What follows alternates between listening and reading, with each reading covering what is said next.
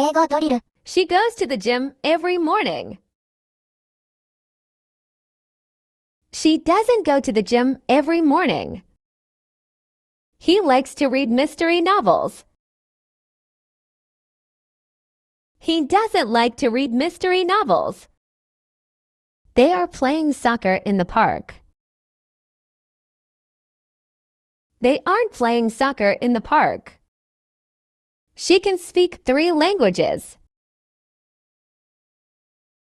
She can't speak 3 languages. He will travel to Japan next month. He will not travel to Japan next month. We have finished our homework. We haven't finished our homework. They went to the museum last weekend.